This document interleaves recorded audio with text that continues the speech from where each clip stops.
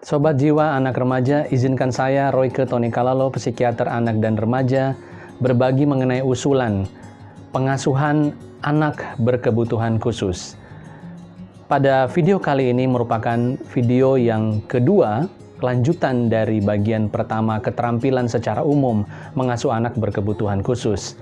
Di video kedua ini kita akan melihat bagaimana cara mengasuh anak berkebutuhan khusus dengan kondisi disabilitas intelektual dan anak dengan gangguan pemusatan perhatian dan atau hiperaktivitas. Terima kasih.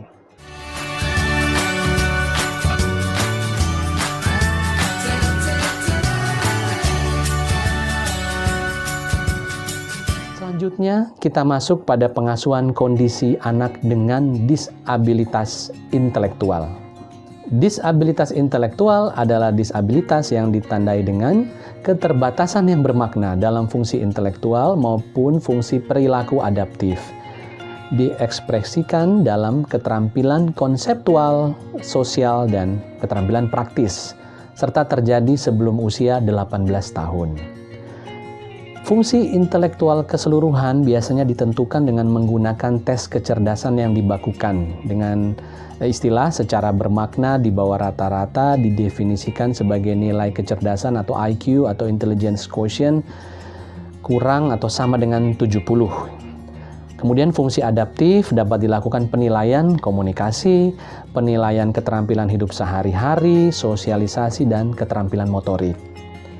Pengasuhan kondisi disabilitas intelektual meliputi pendampingan berbagai bidang ya, keterampilan mengasuh dan pola asuh otoritatif, positif, dan konsisten terbuka ya, sama dengan pengasuhan kondisi disabilitas yang lain secara umum. Yang meliputi 1 ya, deteksi masalah dan stimulasi anak, 2 potensi anak, 3 perilaku anak, dan 4 pembelajaran anak. Masih dengan domain yang sama seperti pengasuhan umum sebelumnya ya. Pada 1 deteksi masalah dan stimulasi anak, perlu untuk berkonsultasi ke psikiater, dokter, psikolog ya. Membawa anak ke puskesmas atau rumah sakit terdekat untuk diperiksa tenaga medis. Dan kemudian orang tua menindaklanjuti hasil pemeriksaan dari tenaga medis tersebut dengan mengikuti petunjuk dan saran yang diberikan. Kemudian untuk keterampilan pengasuhan khusus disabilitas intelektual dalam hal potensi anak, orang tua mengembangkan potensi yang dimiliki oleh anak, mengapresiasikan dan menerima kondisi anak sebagaimana adanya anak.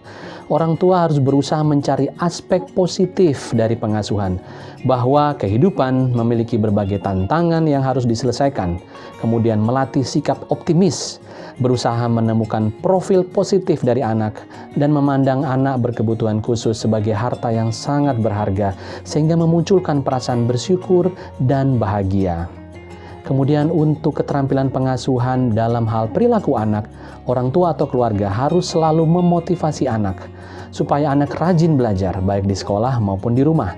Dan perlu diingat bahwa kebutuhan biologis anak dengan disabilitas intelektual sama dengan anak lainnya. Hanya saja mereka tidak mengerti bagaimana mengatasi bila rasa tersebut timbul dan apa yang harus mereka lakukan. Untuk itu orang tua dan atau keluarga harus memberikan contoh tentang sikap dan nilai berperilaku yang baik. Kemudian keterampilan pengasuhan khusus disabilitas intelektual dalam hal pembelajaran, perlu untuk anak mengikuti asesmen atau tes IQ untuk mengetahui kemampuan dan kelemahan anak. Kemudian memasukkan anak ke sekolah yang sesuai, orang tua dan atau keluarga harus mengetahui apa saja yang sudah dipelajari anak di sekolah dengan cara berkomunikasi, berkonsultasi pada guru di sekolah, serta mengajarkan sesuatu secara bertahap dan berulang-ulang. Kemudian orang tua dan atau keluarga membimbing dan mendampingi anak di rumah dalam belajar, baik mengulangi materi pelajaran yang sudah dipelajari di sekolah, maupun menyiapkan anak pada materi pelajaran yang baru yang akan dipelajari anak pada hari berikutnya.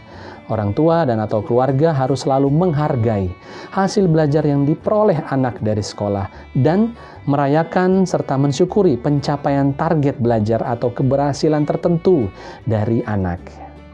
Ya, kemudian berikutnya kita masuk pada kondisi gangguan pemusatan perhatian dan hiperaktivitas atau GPPH dengan adanya 3 penanda gejala utama. Pada kondisi GPPH ini ditandai oleh adanya inatensi dan kemudian hiperaktivitas dan impulsivitas. Gejala dan tanda inatensi meliputi ketidakmampuan anak untuk memperhatikan, tampak tidak mendengarkan saat diajak berbicara, gagal menyelesaikan tugas, mudah bosan kecuali yang menyenangkan ya, tidak rapi, barang sering hilang, menghindari usaha yang berkepanjangan, pelupa, perhatiannya mudah teralih, khususnya bila ada suara berisik. Sementara gejala atau tanda di hiperaktivitas adalah gelisah, ya, meninggalkan kursi di kelas, berlari, memanjat berlebihan, bicara berlebihan dengan teman dalam kelas, tidak dapat diam dalam bermain atau bekerja, dan selalu dalam keadaan tergesa-gesa. Serta gejala tanda impulsivitas meliputi seperti tergesa-gesa menjawab, tidak bisa menunggu giliran, menginterupsi orang lain, dan mengganggu orang lain.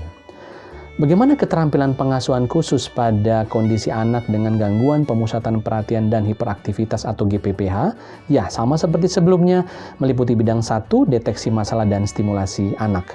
Perlu berkonsultasi ke psikiater, dokter, atau psikolog, membawa anak ke puskesmas atau rumah sakit terdekat untuk diperiksa tenaga medis, dan menindaklanjuti hasil pemeriksaan dari tenaga medis dengan mengikuti petunjuk dan saran yang diberikan. Kemudian untuk mengembangkan potensi anak, ya, perlu untuk meningkatkan rasa percaya diri anak dengan mencari dan mengembangkan bakat tertentu pada anak. Fokuslah pada aspek kelebihan anak dan memfasilitasi pelatihan keterampilan pada bakat tertentu tersebut untuk meningkatkan prestasinya. Kemudian dalam keterampilan pengasuhan khusus GPPH untuk perilaku anak, ya perlu memang mempertimbangkan pemakaian obat secara medis ya dalam mengatasi gejala GPPH tersebut ya.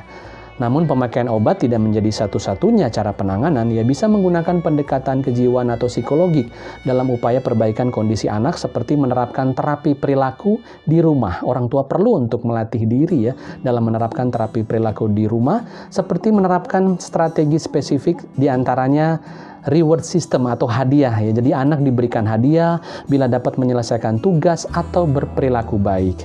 Atau dengan pendekatan strategi time out. Misalkan anak memukul adiknya lalu kemudian mendapatkan seperti hukuman duduk di pojok ruangan selama 5 menit katakanlah ya. Atau pendekatan konsekuensi respons ya, atau response cost. Misalkan anak dilarang nonton televisi ya, bila tidak menyelesaikan pekerjaan rumah. Atau model token ekonomi. Misalkan anak mendapatkan bintang ya, katakanlah seperti itu ya. Bisa dituliskan juga kalau dia menyelesaikan tugas dan akan kehilangan 1 bintang tersebut misalkan bila berjalan-jalan di kelas ya. Ya, jumlah bintang ini memang menentukan reward yang diterima. Kemudian masih dalam perilaku anak, misalkan membangun suasana emosi positif dalam mendampingi anak, sehingga secara psikologis anak merasa dirinya lebih diterima, memberikan perhatian positif dan mengajak anak berperilaku baik, mengurangi dan menghilangkan perilaku yang mengganggu teman, guru, dan lingkungan. Ini bagian dari target perilaku ya, serta mengajak anak berperilaku baik, menimbulkan perilaku baru yang lebih adaptif, dan memberikan perintah yang efektif langsung kepada tujuannya. Dalam hal pembelajaran perlu untuk mengikutkan anak dalam asesmen atau tes IQ ya untuk mengetahui kemampuan dan kelemahan anak serta memasukkan anak ke sekolah yang sesuai dan berusaha untuk memperbaiki hubungan dengan teman, guru, dan lingkungan kalau ada masalah dalam perilaku pembelajaran tertentu. Masih dalam keterampilan pengasuhan khusus GPPH dalam hal pembelajaran perlu ada komunikasi orang tua dan guru mengenai proses belajar di sekolah misalkan ya. Anak diduduk di barisan terdepan, guru sering mengingatkan untuk mengerjakan tugas, sering dilibatkan di kegiatan kelas, sering dipuji bila melakukan dan menyelesaikan tugasnya, guru bersikap tegas dan konsisten, dan orang tua perlu mencari gaya belajar anak yang paling efektif ya. Apakah anak belajar lebih cepat dan lebih baik dengan melihat bahan belajar atau visual, kita sebut gaya belajar visual, atau dengan mendengarkan bahan belajar, kita sebut gaya belajar auditorik, atau belajar sambil bergerak atau gaya belajar kinestetik ya. Kesimpulan bahwa adalah amanah Tuhan yang Maha Kuasa untuk mengasuh anak, termasuk anak berkebutuhan khusus. Orang tua wajib untuk melakukan pendampingan di berbagai bidang kehidupan dan meningkatkan keterampilan pengasuhan dan stimulasi, serta menerapkan pola asuh otoritatif, demokratis, dan positif secara konsisten dan terbuka. Kemudian mengembangkan keterampilan pengasuhan yang meliputi deteksi masalah dan stimulasi anak, mengembangkan potensi anak dan mengamati, mengatasi perilaku anak, serta mengoptimalkan pembelajaran anaknya. Orang tua wajib untuk mengenali dan mengatasi kondisi stres dalam pengasuhan yang terjadi pada orang tua serta meningkatkan rasa percaya diri orang tua sendiri. Lalu orang tua perlu fokus untuk kelebihan atau kekuatan anak dibandingkan aspek kelemahannya.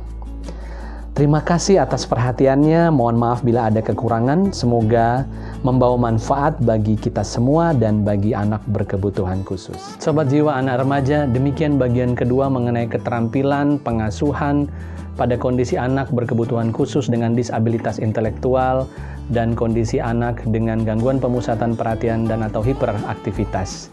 Silakan bisa melihat video pertama tentang keterampilan pengasuhan secara umum untuk semua kelompok anak berkebutuhan khusus bila Sobat Jiwa Anak dan Remaja belum melihat bagian yang pertama. Tetap mengikuti protokol kesehatan di masa pandemi ini, memakai masker, mencuci tangan, dan menjaga jarak.